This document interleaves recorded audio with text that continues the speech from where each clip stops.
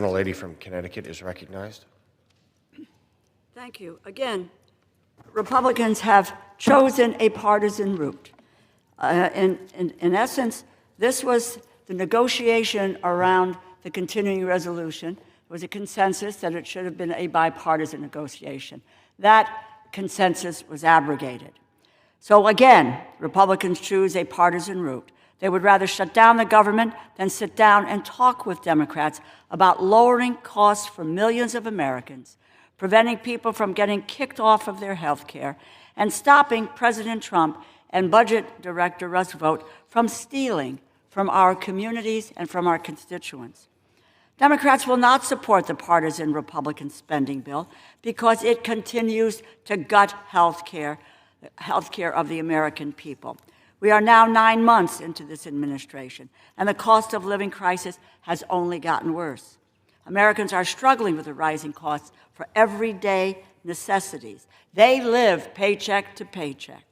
And instead of lowering prices, President Trump and Republicans passed a bill to strip health care coverage from more than 15 million people, threaten Medicare benefits owed to America's seniors, and slash nutrition benefits for working families, which will cause an additional 1 million kids to go hungry.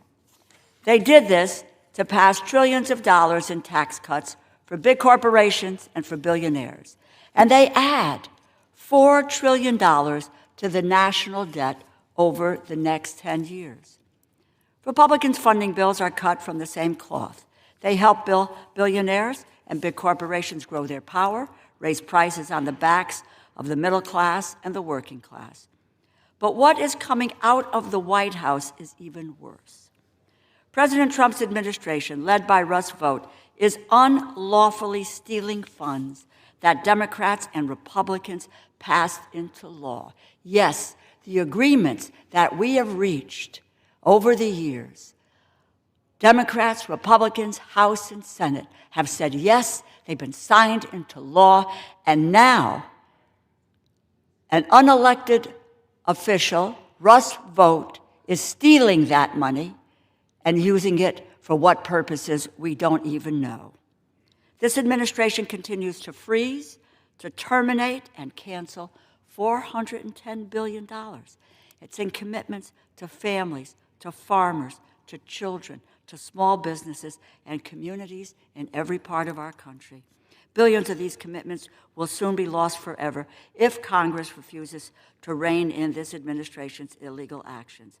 As much as $5 billion for the National Institutes of Health and the Centers for Disease Control and Prevention will be wasted.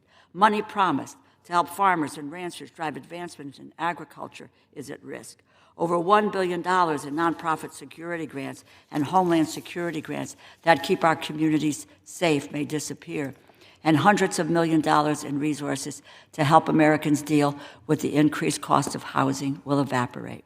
Put simply, this White House seeks to undo any agreement made by Congress. Russ Vought wants a shutdown, and House Republican leadership is handing it to him on a silver platter. He wants the confusion so he can keep stealing from our communities without accountability. These are not normal times. We are not considering this funding during normal circumstances. A vote for this bill is a vote for the status quo, but now is the time to stand up to the theft and disregard for the middle class, the working class, and vulnerable Americans. Now is the time to prevent the health care crisis and to lower costs. My colleagues on the other side of the aisle would say the health care costs are not germane to this bill. Well, take a look at your continuing resolution. 67 of the 91 pages of that resolution deal with health care issues, whether they are health care extenders or whether they are health care for veterans. So it is absolutely appropriate that we talk about how the administration has gutted health care, caused a health care crisis, increasing costs for people. Now is the time to put an end to the Trump administration's corruptions that as hardworking Americans are paying for. Democrats want to lower costs, deliver critical services to all Americans, and that can be achieved through the continuing resolution that Senator Patty Murray and I introduced yesterday. It cannot be achieved through a Republican shutdown. This partisan bill reflects a broken political system. Democrats want to protect the millions of working Americans who will be forced to choose between paying for food or their health care, or the cancer patients and people struggling with chronic disease who will have to choose between having health care coverage at all or keeping a roof over their family's head.